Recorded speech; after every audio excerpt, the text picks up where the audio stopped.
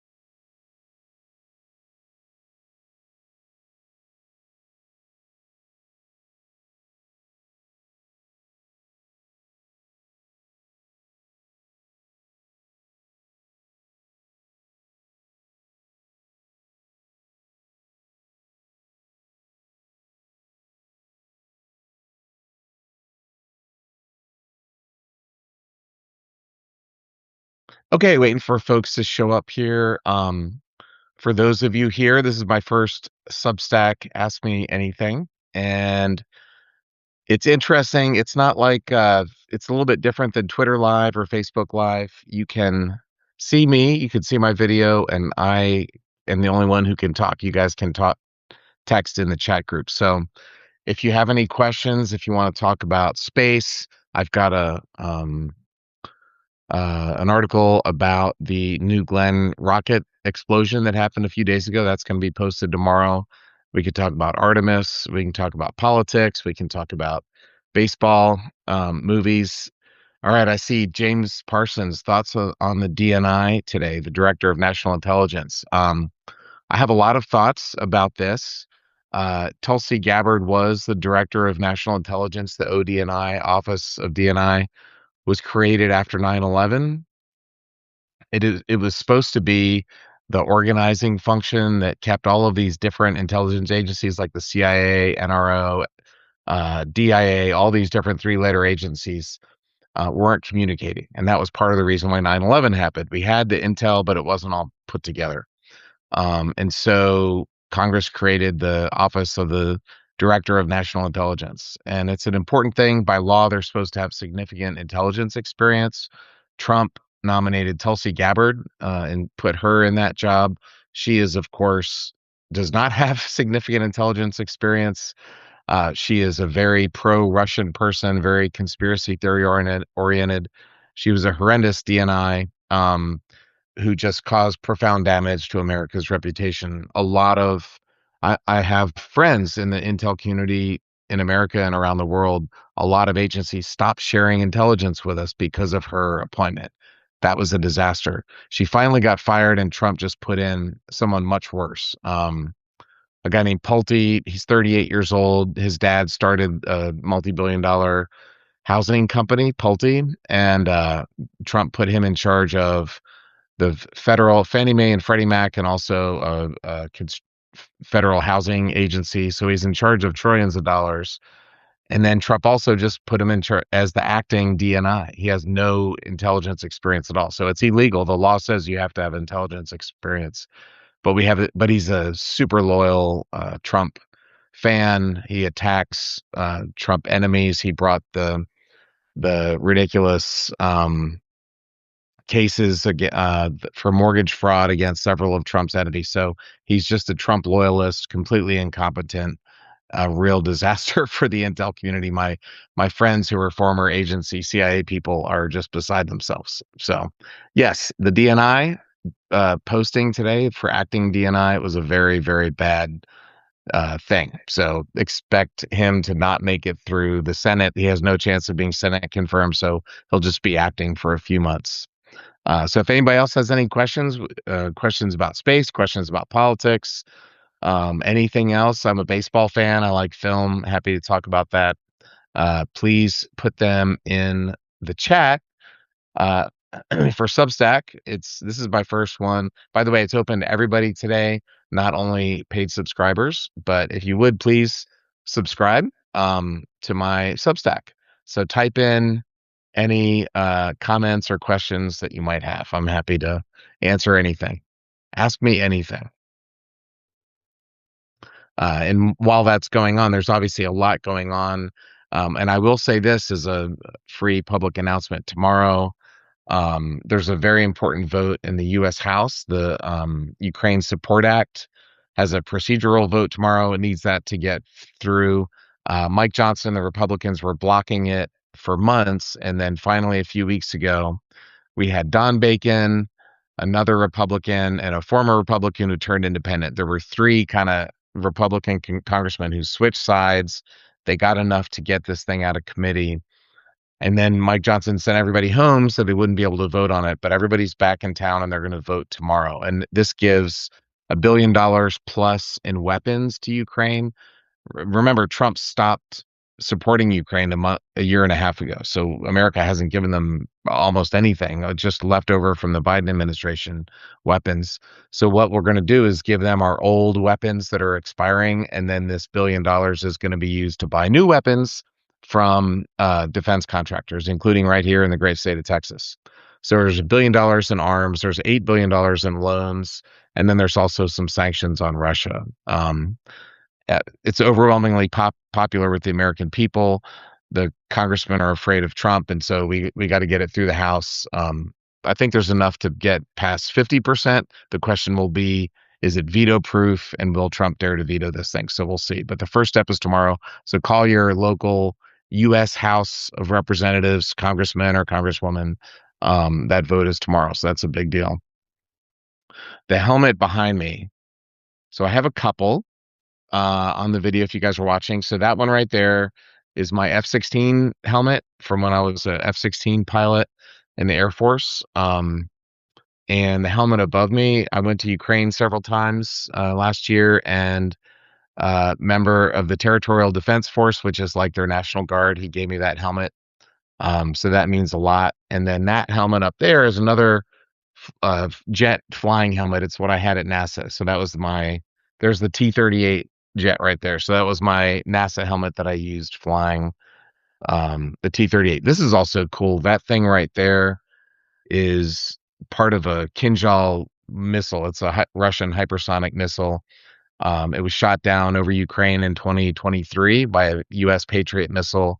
And unfortunately, the Ukrainian air defense soldier who was operating the Patriot was killed about a year later. But I've got that piece of a Russian missile on my desk. So that's pretty cool. So any questions for those who've just joined? We picked up a few people.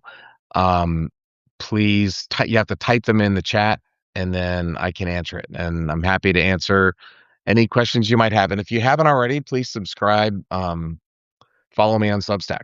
That would be appreciated. I've got a piece coming out tomorrow about the New Glenn rocket crash. I think a lot of people have seen that. It was pretty spectacular. Not what Blue Origin was hoping for. It's an important rocket. It's really important for NASA. It's also really important for national security missions like the NRO and the military missions, and it's also important for commercial launches. The good news is the launch pad was not as bad as we thought it was. I think the launch pad will be fixable in a few months, and hopefully they can figure out what went wrong. The president of Blue Origin today came out with a statement, and he said they're going to fly by the end of the year, so that's pretty cool. Okay, there's a question. How did I handle my return to Earth delay? When I was in space, it's been a few years now. It was supposed to be a 169-day mission, and we had a Cygnus cargo ship blow up in Virginia, and then halfway through the mission, a Russian Progress cargo ship blew up, and then at the end of my mission, a SpaceX Dragon blew up. So 3 cargo ships were lost. But when the second one, when the Russian one was lost, they didn't want to launch our replacement crew because they launch on the same rocket until they did an investigation and figured out why that rocket had failed.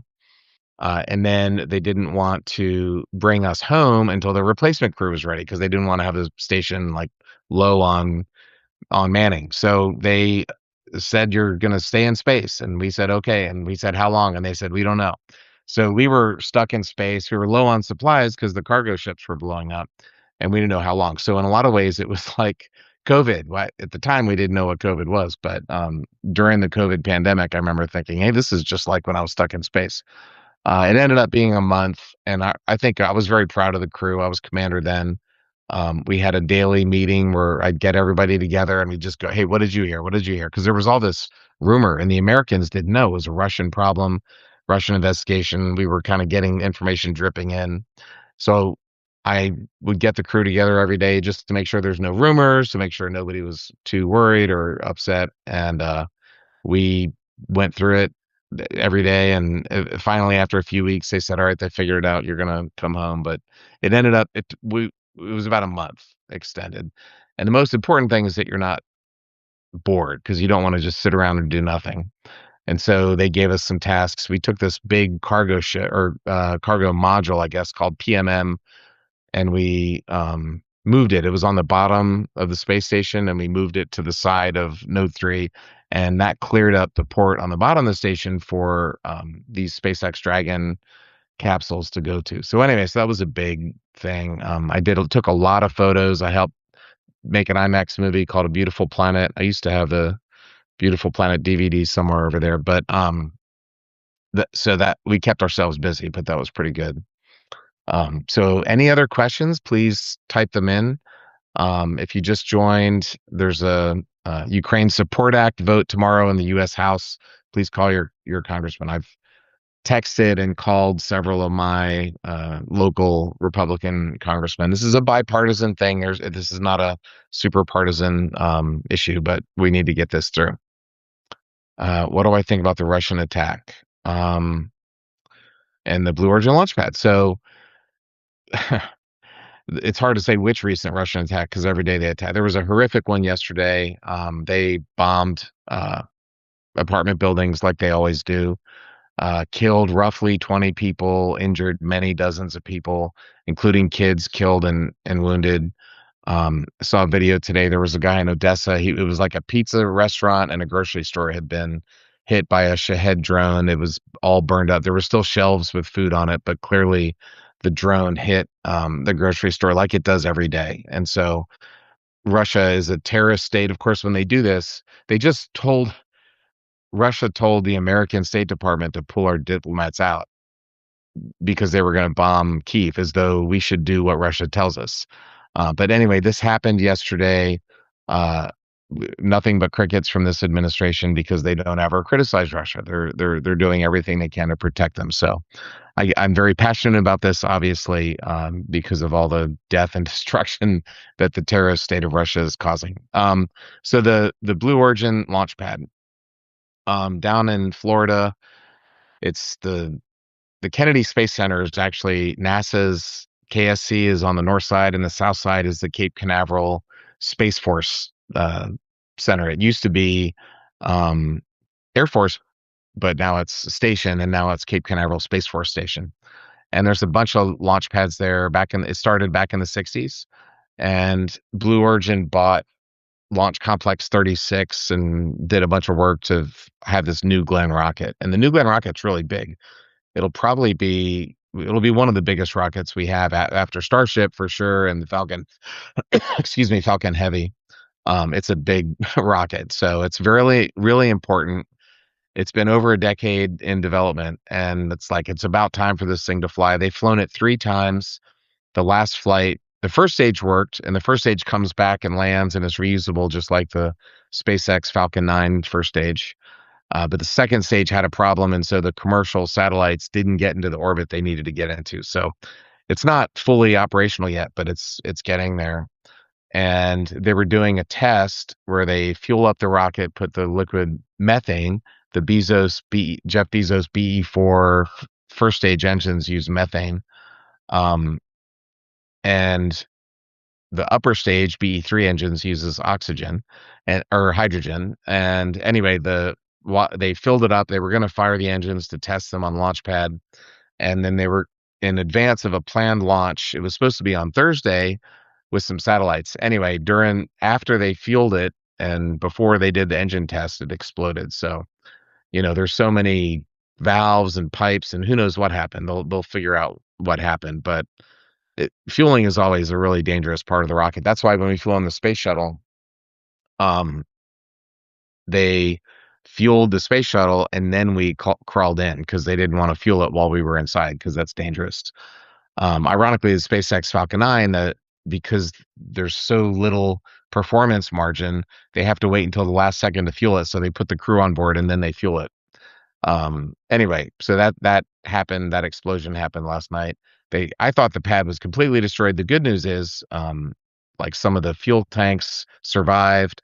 The 48 satellites that were supposed to be launched survived. They were still in the payload or in a hangar a mile away. The next New Glenn booster was in the hangar. It was untouched. So there was a lot of good news, even though the explosion was bad. It's not as bad as it could have been. I see. Imagine if we hadn't tied Ukraine's hands for so long. Amen, Mary. During the Biden administration, I'm very critical of both Biden and Trump for Ukraine. They were extremely timid and fearful and weak. And Vladimir Putin would say nuclear weapons, nuclear war, escalation. And Jake Sullivan and the rest of Biden's team would immediately be afraid and fearful. And it took us a year to give them Patriot missiles. Patriot missiles just defend from attacks. So they went for a year getting bombed without the Patriot.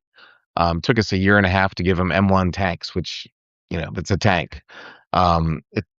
We still haven't given them F-16s. Europeans gave them some of their old 1980s F-16s, but if we had built out a few squadrons of modern F-16s, they would actually have a legitimate combat air force, and they would have been able to defend themselves, push the Russians back. They wouldn't have completely won the war, but it would have helped a lot and would have saved a lot of Ukrainian lives. So America went from being timid to being on the side of Russia. So this has been a bad couple years for American foreign policy. Hopefully we fix it. And it's bad for the future. It's bad for just working class Americans who don't really pay attention to it, because it makes us less safe, less secure. Other countries don't trust us.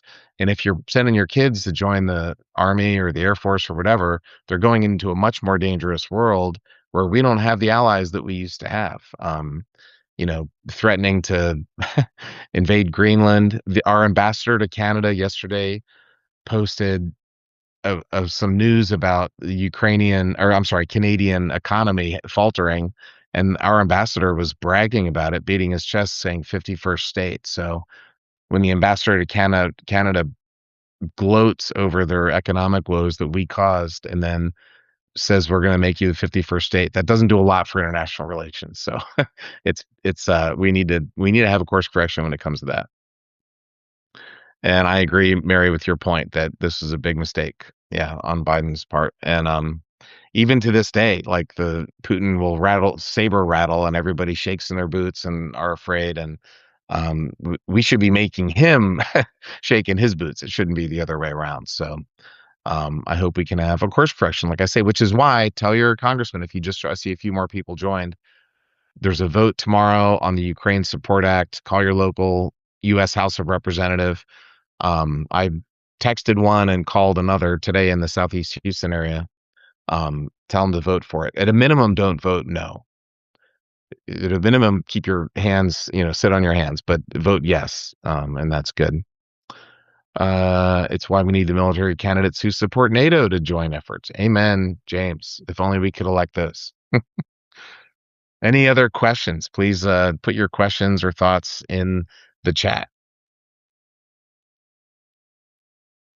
And follow me on Substack if you haven't already, please. And I'll be posting tomorrow about the New Glenn accident that we saw a few days ago, and I've got some political posts coming out that probably won't come out till next week, but we'll keep the discussion. Okay, another question. What is first stage? So the rocket,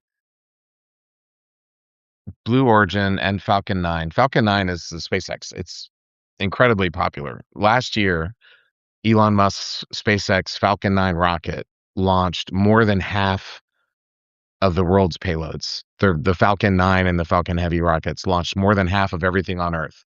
So SpaceX launched over half, and China and Russia and Blue Origin and Boeing and France and Japan launched less than half. That's how important the SpaceX is to the global launch market. In terms of American launch, they launched over 90%. But that rocket and also the New Glenn and also most rockets have two stages. The first stage is the bottom part, and the second stage is the top part. So the first stage launches, it gets the rocket going off the launch pad. It takes it up to roughly Mach 3, Mach 5, 3 times the speed of sound, 5 times the speed of sound, and then it separates. And then this upper stage rockets or engines light, and then it takes the capsule or the satellite or whatever it is into orbit. Um, Blue Origin and SpaceX, normally the first stage just goes out in the ocean and sinks to the bottom. Now they save a little bit of fuel and they fly that thing back, either to the launch pad, or they have these recovery boats out at sea and they land on this big like helicopter pad kind of thing out at sea. It's remarkable. It's amazing technology. And they do that just to save money, so you're not throwing you away millions of dollars worth of engines every time. So it brings the launch cost down a little bit. And then the second stage, like I said, is just the upper part. It's smaller and it goes it takes the satellite the rest of the way. Sometimes there's a third stage, which is a smaller part. And sometimes there's booster rockets, little small solid rockets, strap-on motors. Some rockets have that, so it depends. But they do staging so that you don't have to bring the whole thing into orbit. You can make yourself lighter and lighter and lighter, which means you need less fuel. So that's why rockets are staged. And about fueling having to happen while people are on board the rocket. So fueling is a dangerous time. We just saw this last week when the rocket blew up. I don't know if they were actually fueling then, but the process of putting gas into a rocket is dangerous. When you put gas into your car, you got to turn the engine off, and you shouldn't be smoking out there. And fueling things in general is when bad stuff happens. Um, so fueling a rocket's dangerous. So with humans, normally, excuse me, they will fuel the rocket, get it ready, and then put the people on board. They don't want the people on board. If you saw the video of the New Glenn explosion last week, I would not have wanted to been on that rocket when that thing exploded. Now, in theory, they tell us that the capsules all have these escape rockets. So in theory, even if it blows up on the pad, the escape rocket, like it's an injection seat, it should be able to take you away. But I would rather not test that system. What activities do I do to relax? Um, in space, for me, it was taking pictures. I took a lot of pictures. I've got some pictures on the wall you guys can't see right now. I've got a space photography book. You can't see that either. But yeah, they told me I took the most ever photos of an astronaut. So for me, it was just taking pictures. Whenever I had free time, I would grab a camera and go down to the cupola, which is this cool module with 7 windows, and just take pictures. Other than that, I'd watch, like when I was exercising, NASA gave us 2.5 hours a day to exercise, and we'd have little laptops. So I'd watch TV. Actually, I never watched TV on Earth, but while I was in space, I watched a lot of TV. I watched series. I watched 24, couple seasons of that. What else did I watch? Watched Interstellar, watched some other foreign films. I used to listen to Car Talk, the old NPR car show. So while exercising was another great thing to do. Um, so I see Kenneth just joined. Hello, Kenneth. If you got any questions or thoughts, put them in the chat. This is kind of like when you're in space. When you're in space and you do a conference, um, the people on the ground can see you, but you can't see them. The people, and so you can talk and they can see you on video, but you can't see what they're doing. So it's a one-way show. Um, Fun activities on Earth. Mostly work and watching baseball. It's a bad year for baseball for me. Grew up in Baltimore. The Orioles are struggling. I've lived here in Houston for over 20 years. I've lived longer in Houston than anywhere else on Earth. The Astros are struggling. I think their dynasty is over. I got a family friend on the Blue Jays. They were great last year in the World Series. This year they're struggling. So my three baseball teams are bad. So I got to find something else to do. James Parsons, Astros side. Although we got our closer back, Josh Hader is back, which is good. But yeah, if you have any questions about movies, politics, space, I have a pretty wide bandwidth for Q&A. And thank everybody for joining. And if a couple people just joined, I'm watching the list here. Ukraine Support Act is coming up in the U.S. House of Representatives tomorrow. Call your congressman and ask them to vote for that. It's very important. Um, and did I vote from space? That's a great question. But both of my space missions were not on election day. So I actually voted by mail um, from Earth. So I did not vote from space, but they do every year. It's always like a story. NASA astronauts vote from space. Although I don't know if the Save Act passes, that they may make that illegal, but no, astronauts have been voting from space for a long time, and I don't know exactly. I never did it, so I don't know exactly how they do that. I think they send them a PDF, and you have to circle it or something like that. One of the cool things I did from space that I never talked about. A friend of mine worked on the Mars rover programs, Spirit and Opportunity and Perseverance, uh, and all those. They discovered that there had been water on Mars. I was at JPL back, or no, I was at Arizona State University, which ran the experiment. I was there, must have been 2004 when they found what they called blueberries. It was pretty cool.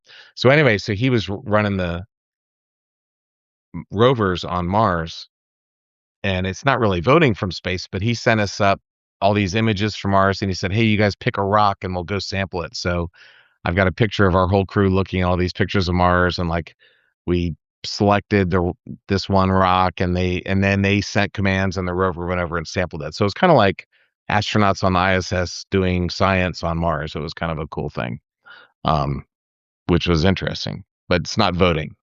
But I did sample a rock on Mars.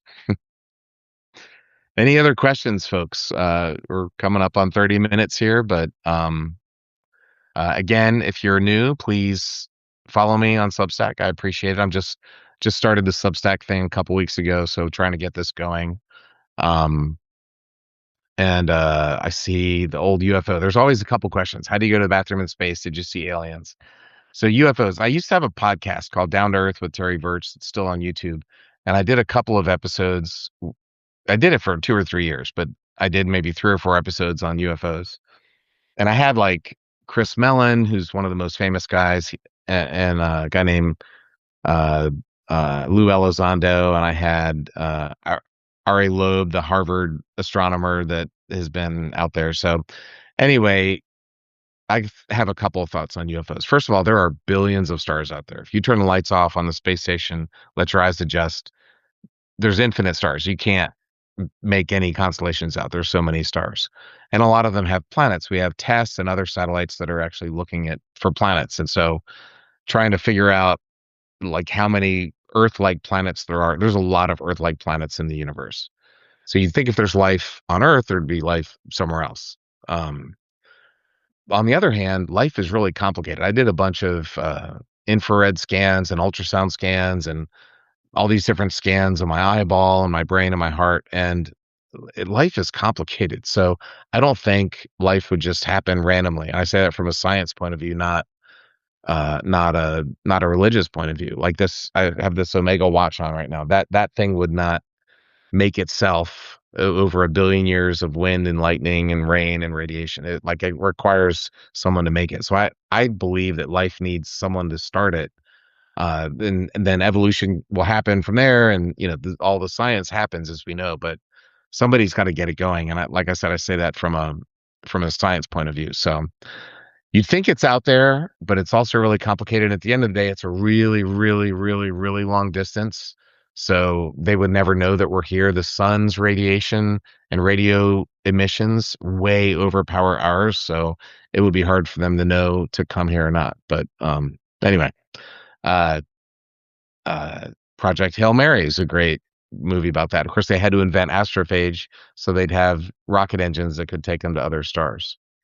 So Mary Kostansky, I'm running for what office? I was running. I started off in the U.S. Senate race, switched to the House race, and I lost my primary here in Texas. So I'm back to being a free man. But I was running for the U.S. House. And yes, Steve's a good friend of mine. Steve helped me out a lot in the campaign. What do they find on the Mars rock? I don't know what they found on I'm going to text my buddy, a guy named Jim Rice. I'm going to text him after this and ask him what they found on it. I know in general, they found these things called blueberries because they look like little blue circular rocks. And because of the chemistry and how they were, they indicated that they used to be sitting in standing water. So there used to be an ocean on Mars, and there's not. So Kenneth Reek. Oh, thank you. I'm one of your heroes. Pratt and Whitney, amazing. I flew the Pratt F-100 fighter jet engine in that F-16 and in the F-15. So got a little bit of Pratt time on me. And the RS-25, that was the engine that I flew on the space shuttle. I was the pilot. In fact, I've got a piece. I've got a piece. I've got a. Oh, you can't see it up there. That thing right there. That's a fan blade from the turbo pumps in my RS-25 engine. So that's pretty cool. Those are the rocket engines on the space shuttle, and now they're the rocket engines powering the SLS rocket. So they're basically the best engines ever invented. They're super high efficiency, liquid oxygen, liquid hydrogen, and there you go. Um, live in Palm Beach, very nice part of Florida. Thank you, Ken. I appreciate it. And uh, yeah, the RS-25 is a impressive piece of hardware. So thank you for the work that you did on that. I don't know if you did the fighter jets too, but thank you for those. Um, the Pratt F-100, it started like 50 years ago. It's in one of the best fighter engines ever made. Thrust you can trust was the Pratt and Whitney motto. Um, Very cool. Well, any other questions? I know we're getting a slow trickle of people are joining the AMA here, so that's great. If you're new, type your questions in. Right, the RS-25 are the space shuttle had three. The SLS rocket has four. So it's a great engine. Um, but type your questions in. Follow me on Substack. And if you just joined, there's a bill called the Ukraine Support Act. It's going on the floor of the House tomorrow. They get a procedural vote, and then the final vote, I think, is on Thursday. We need to pass this thing and get Ukraine some weapons immediately. They've got Russia on the back foot, to say the least, economically and militarily with the drones that Ukraine is the world's best drone power by far right now. And they don't have enough people, but they've made up for that with drones. And it's much better to have less soldiers having to fight on that front line. So tell your congressman, please give him a call, tell him to vote yes, or at a minimum, don't vote no for this important bill tomorrow. So any other questions or thoughts? We're past the 30-minute point, but I'm happy to keep on going on. We can talk space, we can talk politics, we can talk baseball, movies, whatever. I did a couple of Substack posts last week about the Project Hail Mary movie. So if you like that movie, the book was great and the movie was great. So there's a lot of spoiler alerts in there. So if you read it, be aware you're going to have some spoiler alerts. But I did a post on Artemis space photography. Some of the pictures those guys took last month were just amazing. And I've got a post coming out tomorrow about the New Glenn rocket explosion. I've got, I think, a very important one about our democracy coming out. An organization that I'm with wants to publish it, so we got to go through there. So it'll be a few days before that comes out. But anyway, let me real quick. What part of the Interstellar movie? So I saw that movie in Russia in Russian language before I launched, and I kind of understood what was going on mostly, but I don't speak the language that well. And then when I was in space, I watched it for real, and I actually listened to the soundtrack for about a month. It's how I went to sleep, and I still go to sleep today. I'll put on Interstellar on my phone and listen to the soundtrack. So the movie was realistic in several ways. First of all, it's a father-daughter story, so that part I thought was great. Scientifically, uh, they talked about relativity and specifically general relativity, and he went through a wormhole, which is out by Saturn, trying to find other planets to help save planet Earth. They were going to send humans to these other planets because Earth was being eaten by this deadly plague that was killing our crops. So the wormhole is not real. Well, we don't know if it's real or not. That was just kind of made up. Like some physicists conjecture that those exist, but we've never really found one, and we've certainly never flown through one. So that was a big science fiction part of Interstellar, the wormhole. The other part, once they got out to these other planets that they were trying to explore, they had to go down to one. They had sent some astronauts out to explore it, so they had to go down to this one planet to see what they found. The problem was it was right near a black hole, and a black hole, there's a lot of gravity, and when you're either A, accelerating, or B, you're in a lot of gravity, which they're both the exact same thing, weirdly, because Einstein figured out that mass warps space and turns it into acceleration. Anyway, that acceleration or gravity causes time to slow down. So when I was in space, through a combination of the speed I was traveling and also the acceleration I went under, uh, I aged 7 milliseconds less than you all did on Earth. So if I would have started my watch and you started your watch at the same time, and then I did my 200-day mission and I came back, my watch would have been 7 milliseconds slower than yours, which is kind of cool. But in the Interstellar movie, when you're right next to a black hole, which is like the strongest gravity in the universe, their time slowed down so much that although they just spent a few minutes on the planet, then they figured out that the astronaut had died and there were huge, 1,000-foot tall tidal waves. By the time they got back to their spaceship and looking at their watch, it was only minutes or hours. It wasn't that long. The guy on the poor spaceship orbiting in the distance had aged like 40 years. And that, in theory, is a real thing. If you spent that much time near a black hole, your clock would slow down so much that everybody else would pass decades while you only pass minutes. So in theory, that would happen. In real life, if you flew by a black hole, there'd be so much radiation. I mean, these things are eating stars. And so probably every no human being would be able to exist within light years of a black hole because there's so much radiation there. But they skip that minor minor detail.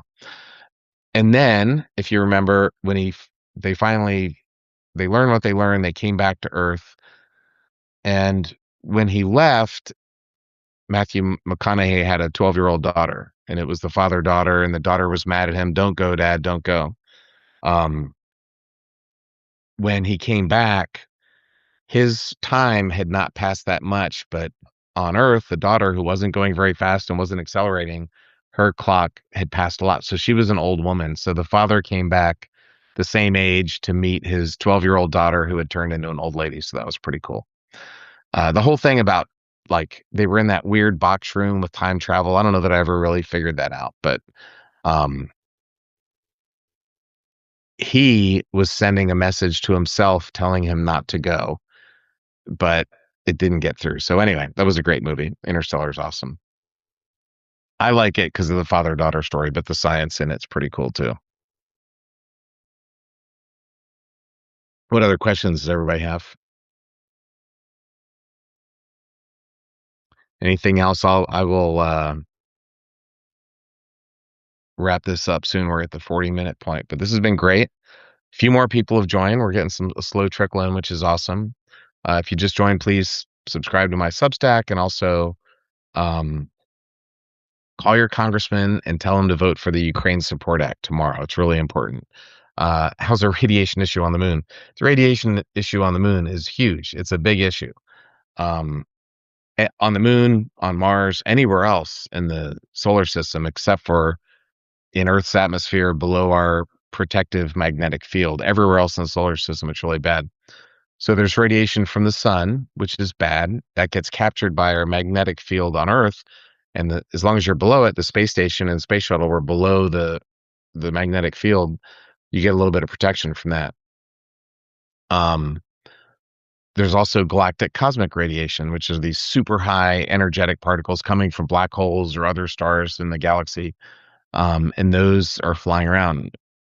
So when you're on the moon, there's no atmosphere, there's no magnetic field. You're just out there, with these things coming in. Apollo astronauts first reported seeing white flashes. If you close your eyes, they said you see this white flash. And I remember it was my fifth night in space on the space shuttle. I was going to bed, falling asleep. I was exhausted, and all of a sudden I saw the white flash, and I thought, cool. And then I was like, that it's radiation hitting your optic nerve, and when it hits it, it sends an electrical signal to your eyeball. It looks like a flash with no sound, which is kind of weird. Um, at first I thought cool, but then I realized that this radiation's hitting my entire body, so maybe it's not that cool. On the moon, they're going to have that constantly. So if you go there, the Apollo guys, the Artemis 2 was a 10-day mission. Apollo was roughly 10 days, less than 2 weeks. You could survive that. Some of them might have gotten cancer from the radiation, who knows? But it wasn't like a huge amount of time. If you're going to go live on the moon for months, or if you're going to go to Mars, which is using a normal rocket, it's a 3-year round trip. I think that's too much radiation. I don't think humans can stand it. So once you get to the moon, or once you get to Mars, you're going to have to dig a tunnel and basically live underground because the dirt will protect you from the radiation. So that's going to kind of suck unless they can build a moon base and maybe have a robot dig and pour the lunar dirt. It's called regolith on top, but radiation is a big deal on the moon for sure. And that's something that, if you go to Mars and by the time you get there, you have to wait a year and a half on the surface for the planets to align, and then you take your 6 to 9 month trip back home. For a year and a half, you're going to be living under a dirt tunnel, which would not be that much fun, I don't think. But anyway, well, folks, I think we're going to wrap it up. We're over 40 minutes here. This is great. We'll do one more here, James. Impact issue on the moon. I think you mean impacts of like meteors and stuff. Yeah, it's an issue. It doesn't happen that often. But there's stuff flying around, and the moon has a lot of gravity, so if something's flying by it, it pulls it in. If there wasn't a moon, we wouldn't exist. The moon, if you read uh my latest Substack piece, the moon is basically like an offensive lineman. It's blocking the Earth from all these asteroids and meteors coming in. That's why the far side of the moon, the side away from Earth, is so pockmarked. I mean, the near side is pockmarked with craters. The far side is really, really, really heavily cratered. So, but the reality is the big craters only happen like once every million years or something. It's not that often. So, it's pretty unlikely. Although there are small pieces hitting there pretty regularly. I don't think it's that big of a deal, but if it happened, you're not going to be able to defend it. Our radars can't track little small, things the size of this mouse.